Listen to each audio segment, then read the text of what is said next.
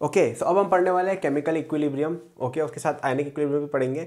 तो chemical equilibrium relatively easy चीज़ है और ऐसे क्वेश्चंस बहुत सारे आते हैं, ठीक है। तो आपको इस पे ध्यान देना है अच्छे से कि आप अच्छे से समझ जाओ, क्योंकि ये कॉन्सेप्चुअली काफ़ी रिच टॉपिक है। इस पे कॉन्सेप्चुअल क्वेश्चंस भी बनते हैं, न्यूमेरिकल्स भी बनते हैं, और दोनों देखा जाए तो अगर आपको बेसिक्स क्लियर है तो आप कर सकते हो। ओके हार्ड क्वेश्चंस इसमें बनते हैं आयोनिक के अंदर, लेकिन आयोनिक में जो हार्डनेस कही जाती है ना कि हार्ड टॉपिक है, वो केवल एग्जिस्ट करता है अपने कोचिंग वालों में।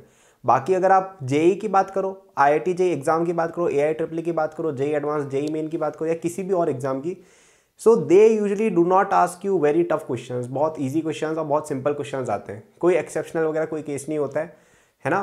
तो अपन देखते हैं उसको अच्छे से। तो सबसे पहले इसके अंदर कुछ थ्योरी आती है, कुछ मोटिवेशन आता है कि यार केमिकल इक्विलिब्रियम क्या होता है, कैसे होता है। तो मैं ब्रीफली बता देता हूँ। अगर तुम्हें डिटेल में जाना है तो अगेन मैं कहूँगा एनसीईआरटी बहुत अच्छे से पढ़नी चाहिए तुम्हें केमिकल इक्विलिब्रियम की, क्योंकि इसमें बहुत सारे एग्जाम्पल्स दे रखे हैं जिनसे तुम्हें बहुत अच्छे समझ में आएगा। ओके तो यूजुअली आपके पास जैसे कोई रिएक्शन है जैसे अपन एक रिएक्शन देखते हैं, मान लो N2 + 3H2 gives 2NH3, ठीक है। तो हम ये रिएक्शन ऐसे लिख देते हैं कि N2 + 3H2 से N2NH3 बनता है, बीच में एरो लगा देते हैं। तो हम यहाँ पे अज्यूम क्या करते हैं कि तुमने अगर 1 मोल N2 लिया, 3 मोल्स NH2 लिया, T = 0 पे, तो एक समय ऐसा आएगा जब ये सारा रिएक्शन हो जाएगा और यहाँ पे बचेगा 0, यहाँ बचेगा 0, यहाँ पे 2 मोल ऑफ NH3 बन जाएंगे। लेकिन रियलिटी में ऐसा नहीं होता है। रियलिटी में क्या होता है कि जो एटम्स होते हैं ना कोलाइड हो रहे होते हैं। जैसे N2 का जो मॉलिक्यूल है वो H2 के मॉलिक्यूल से कोलाइड हुआ और कुछ टाइम में हुआ कि NH3 बन गया। तो ये कॉलिजन्स होते हैं ना, ये अगर आप सोचो भी ना तो ऐसा नहीं होने वाला कि सारा का सारा N2 NH3 बन जाएगा, ऐसा नहीं होता है। क्या होता है कुछ मॉलिक्यूल्स N2 के बचते हैं X, कुछ मॉलिक्यूल्स H2 के बनते हैं Y, और कुछ मॉलिक्यूल्स बचते हैं N3 के जो होते हैं Z, ठीक है। अब ये कितनी रिएक्शन आगे बढ़ेगी तो तीनों चीज़ें होती रहती है, डायनेमिक चीज़ होती है, ठीक है। रिएक्शन होती रहती है, वापस टूटते हैं, वापस होती है, वापस टूटती है, और फाइनली जाके एक ऐसी स्टेट आ जाती है जब ये कांस्टेंट हो जाते हैं, XYZ कांस्टेंट हो जाते हैं। तो हम उसको रिप्रेजेंट करते हैं इक्विलिब्रियम के साइन से। इसका मतलब ये होता है कि अब रिएक्शन का जो नेट सबस्टेंस बनना था वो बन गया। अभी भी रिएक्शन हो रही है लेकिन नेट रिजल्ट कुछ भी नहीं आ रहा है, मतलब ये कॉम्बिनेशन भी हो रहा है और ये टूट भी रहे हैं, लेकिन इस तरह से हो रहा है कि रिलेटिव जो रेशियोज है XYZ ये कांस्टेंट है। तो इस सिचुएशन को कहा जाता है इक्विलिब्रियम। ओके तो होगा क्या, जैसे तुमने 1 मोल और 3 मोल को मिक्स किया तो अभी इक्विलिब्रियम पे नहीं है ये चीज़। धीरे धीरे क्या होगा, N2 खत्म होगा, H2 खत्म होगा, NH3 बढ़ेगा। कब तक होगा ये, जब तक आपका ये X बच जाए, ये Y बच जाए और ये Z बच जाए। और ये X, Y और Z जो होता है वो हम निकाल सकते हैं, ठीक है। तो इससे एक चीज़ आती है, एक चीज़ होती है इक्विलिब्रियम कांस्टेंट, ठीक है। तो अगर आप मान लो कि आपके पास कोई एक रिएक्शन है जो इक्विलिब्रियम पे, ओके तो इसमें कॉन्सेंट्रेशंस होंगे इनके कुछ रिएक्शन मिक्सचर के अंदर जो भी है। तो जैसे N2 का कॉन्सेंट्रेशन मान लो, अब कॉन्सेंट्रेशन को रिप्रेजेंट करते हैं ऐसे, जैसे N2 का कॉन्सेंट्रेशन लिखना है तो N2 के चारों ओर स्क्वायर ब्रैकेट लगा दो, ठीक है। वैसे ही H2 कॉन्सेंट्रेशन कुछ होगा और NH3 का कॉन्सेंट्रेशन कुछ होगा। तो हम बोलते हैं कि इस रिएक्शन का K यानी equilibrium constant, K equilibrium equal to, क्या करो कि जो तुम्हारे रिएक्टेंट्स हैं उनके कॉन्सेंट्रेशन लिख दो और उनको पावर से रेस कर दो उनका जो कोएफिशिएंट है। तो यहाँ पे कोएफिशिएंट देखो क्या है, 2 है, स्टोइचियोमेट्रिक कोएफिशिएंट, ठीक है, जो भी इसके सामने आ रहा है वो। तो क्या करना है, पहले रिएक्टेंट्स के जितने भी प्रोडक्ट, जो भी आपके प्रोडक्ट्स जो भी बन रहे हैं, जैसे यहाँ पे NH3 बन रहा है, NH3 raise to the power उसका स्टोइचियोमेट्रिक कोएफिशिएंट, तो यहाँ पे 2 है, तो NH3 टू द पावर 2, ये क्या है NH3 का कॉन्सेंट्रेशन। और ये जितने भी है मल्टीप्लाई कर दो, अगर तुम्हारे यहाँ पे 2 प्रोडक्ट्स होते तो दोनों को पावर से रेस करके मल्टीप्लाई कर दो, और डिवाइड करना है आपको किससे, डिवाइड करना है आपको जो रिएक्टेंट्स थे उनके कॉन्सेंट्रेशंस के ऊपर सेम चीज़ करके। तो यहाँ पे N2 का कोएफिशिएंट 1 था तो N टू द पावर 1, और H2 का कितना था 3, तो H2 टू द पावर 3। ये होता है आपका इक्विलिब्रियम कांस्टेंट का डेफिनेशन, ठीक है। इस रिएक्शन का इक्विलिब्रियम कांस्टेंट हम कहते हैं ये है। इसको लॉ ऑफ मास एक्शन भी कहा जाता है ना। तो अब यहाँ पे आपको 2 चीज़ें नोट करनी है कि एक तो K इक्विलिब्रियम का यूनिट डिपेंड करता है कि आप कॉन्सेंट्रेशन जो है किस यूनिट में मेजर कर रहे हो। यूजुअली हम मोलैरिटी में करते हैं, ओके। एक हुई ये बात। दूसरी बात ये कि अगर आप यहाँ पे इसकी जगह ऐसा लिख देते तो मल्टीप्लाई कर दिया, यहाँ पे 6 कर दिया, यहाँ पे 2 कर दिया, तो आपका ऑफकोर्स ही बात है यहाँ पे 4 आ जाता, यहाँ पे आपका 6 आ जाता और यहाँ पे आपका 2 आ जाता, ठीक है। क्यों आता है, क्योंकि हम कोएफिशिएंट से रेस करते हैं। तो आपका जो K या इक्विलिब्रियम कांस्टेंट है वो डिपेंड करता है आप कोएफिशिएंट क्या ले रहे हो, ठीक है। अगर आपने जैसे 2, 6, 4 लिया तो चेंज हो जाएगा, ओके। इस तरह की चीज़ें रहती हैं। इसके अलावा और भी चीज़ पर डिपेंड करता है, टेम्परेचर पर डिपेंड करता है, रिएक्शन पर डिपेंड करता है, जो भी है। तो आपको कभी भी क्वेश्चन आएगा तो पता है कैसा आएगा आपको, जैसे रिएक्शन, अब इसको अपन ओरिजिनल, अब मैं क्वेश्चन बताता हूँ क्या आएगा, ठीक है। तो पहली बात तुम्हें ये पता होना चाहिए कि के इक्विलिब्रियम का डेफिनेशन क्या होता है और कैसे निकालते हैं, ठीक है। तो इसकी पावर रेज कर दो, डिवाइड बाई इनकी पावर्स और मल्टीप्लिकेशन करना है, ठीक है।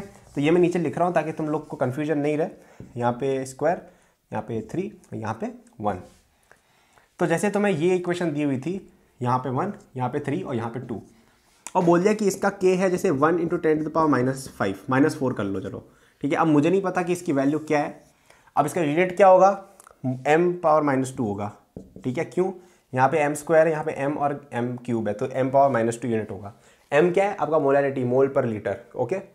तो अब यहाँ पे आपको ये देखना है कि आपको जैसे 1 मोल NH2 दिया, ठीक है, और यहाँ पे आपको दिया जैसे 2 मोल्स H2, तो ये बोलेंगे कि फाइनली कितना रिएक्शन में कंपोजिशन रहेगा अगर आपको इक्विलिब्रियम कांस्टेंट दिया हुआ है। अब अगर ये मोल कंसेप्ट होता तो अपन क्या मानते कि रिएक्शन हो रही है, तो अपन ये लिख देते यहाँ पे 0 बचेगा, यहाँ पे यहाँ पे हम बोलेंगे कि 0 बचेगा, यहाँ पे 1 - 2/3 बचेगा और यहाँ पे आपका 4/3 बन जाएगा। स्टोइचोमेट्री लगाई मैंने, कुछ भी नहीं किया, लिमिटिंग रिएजेंट लगा के, यहाँ पे H2 लिमिटिंग रिएजेंट है और अपन लिख देंगे। लेकिन यहाँ पे ऐसा नहीं होता है। यहाँ पे आप ये मानो कि जैसे x रिएक्शन हो गई है, ठीक है, तो अपन यहाँ मानते हैं कि यार x रिएक्शन हो गई, मतलब x N2 कंज्यूम हो गया। अगर x N2 कंज्यूम हो रहा है यानी कि H2 कितना कंज्यूम होगा, 3x।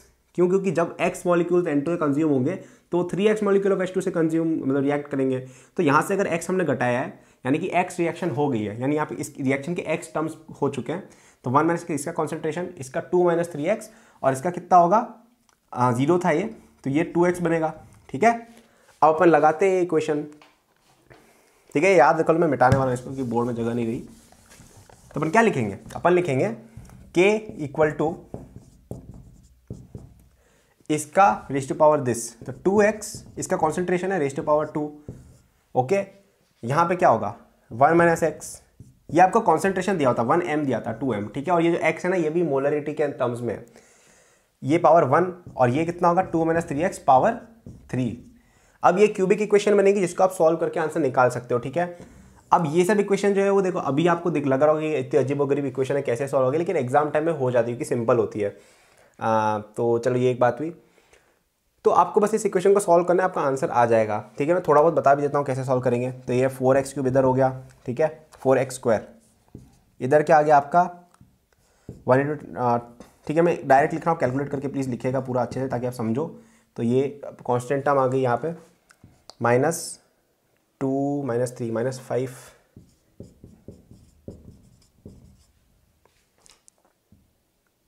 अच्छा ये पावर 4 की टर्म बनेगी इसमें, ठीक है। अब ये तो थोड़ा सा टफ क्वेश्चन हो गया मेरा ज़बरदस्ती का, क्योंकि इसमें क्या है पावर 2 की इक्वेशन अब बन जाएगी, पावर 4 की इक्वेशन बनेगी, तो उसको सॉल्व करना थोड़ा टफ होता है।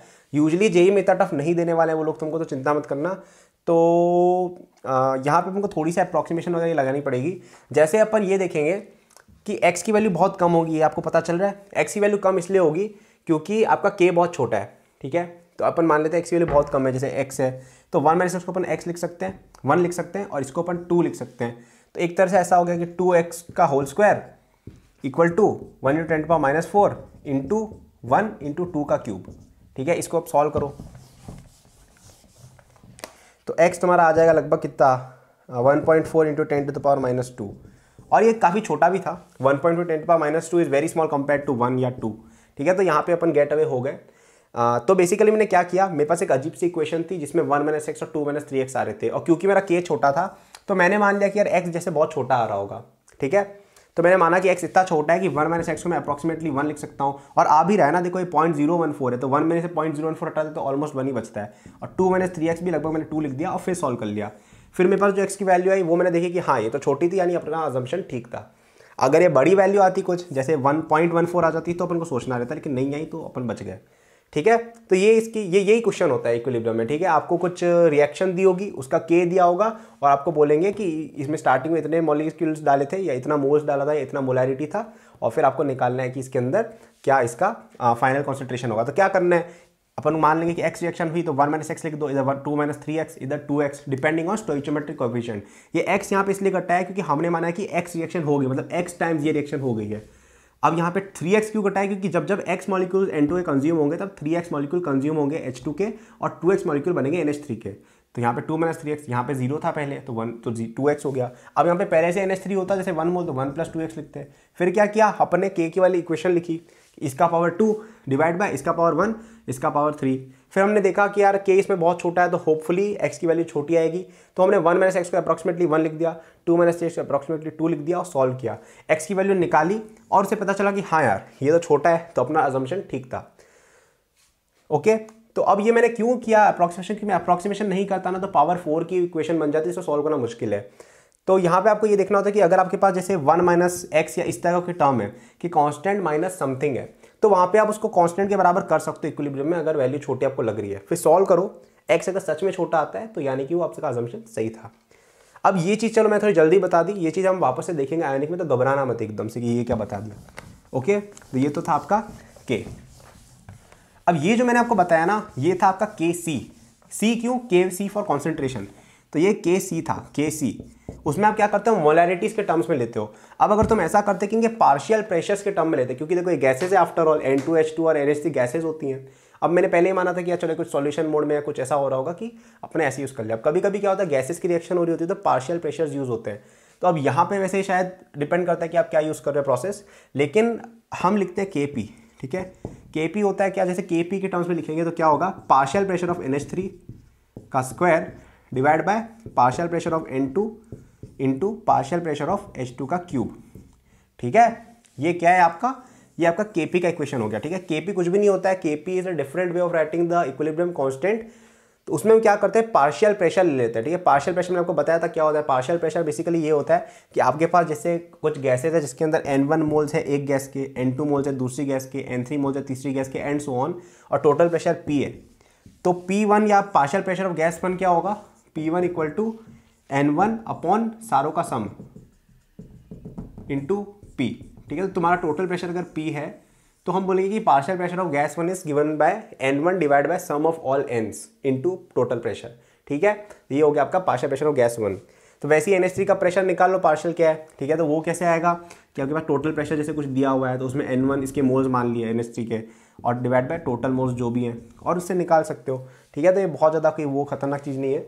तो अब अपन इसके बारे में भी कुछ क्वेश्चंस देख लेते हैं।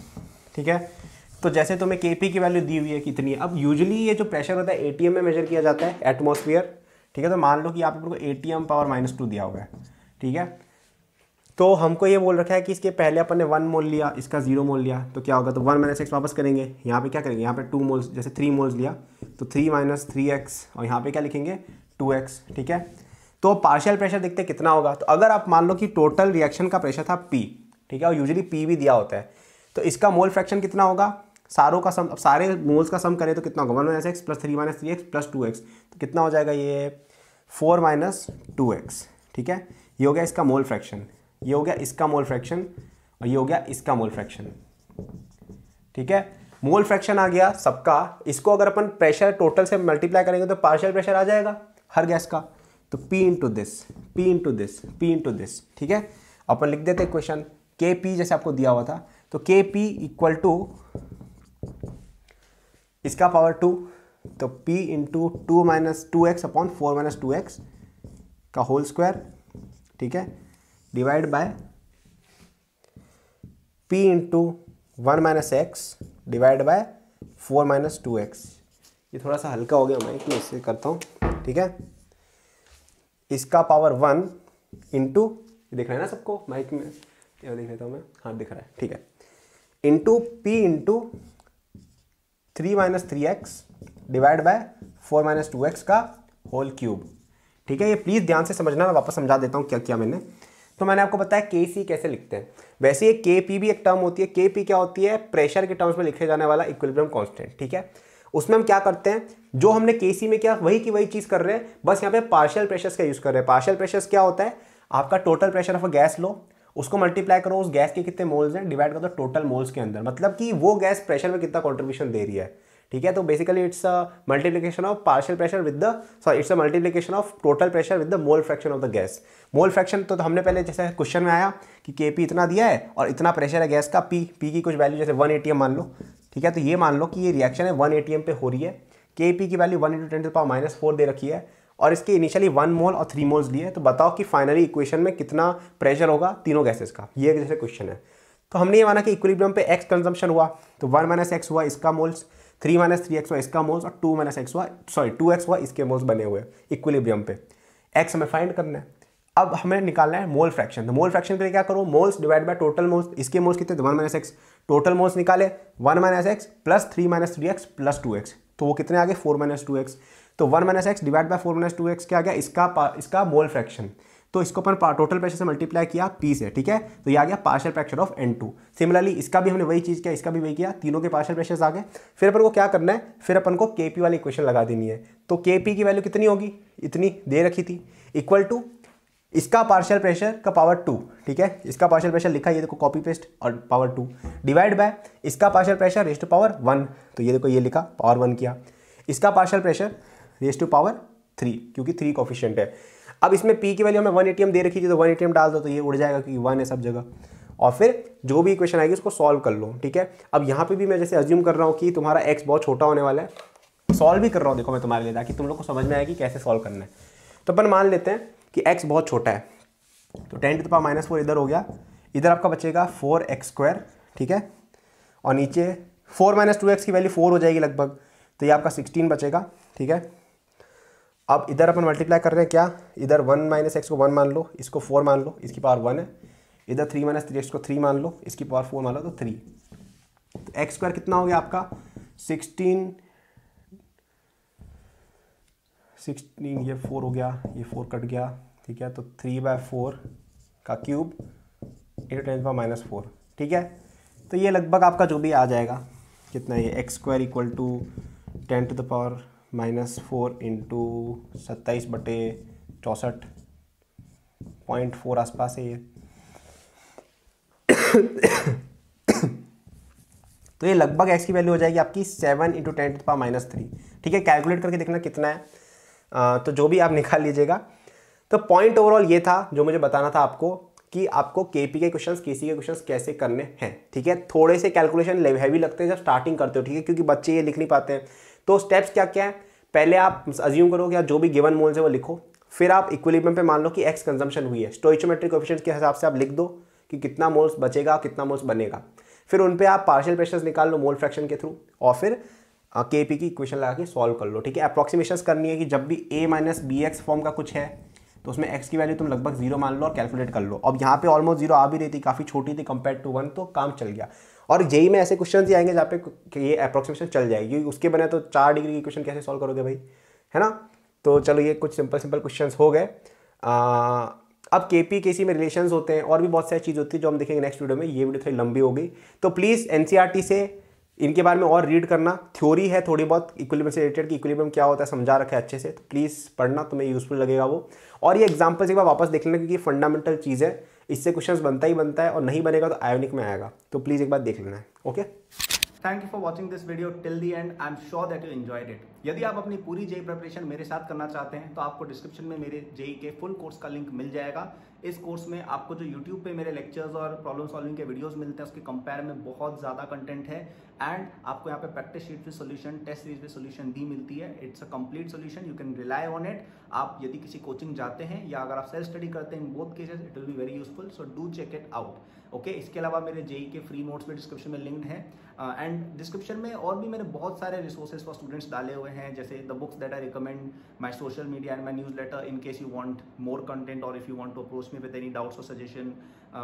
नोट्स हैं नीट के स्टूडेंट्स के लिए, कॉलेज स्टूडेंट्स के लिए, स्टार्टअप एंथुसियास्ट के लिए भी, ओलंपियाड एंथुसियास्ट के लिए भी कोर्सेज हैं, तो चेक जरूर कर लीजिएगा डिस्क्रिप्शन, आपको काफ़ी यूजफुल रिसोर्सेज वहाँ मिलेंगे। Thank for watching, like subscribe कर लीजिएगा for more such videos. Good luck.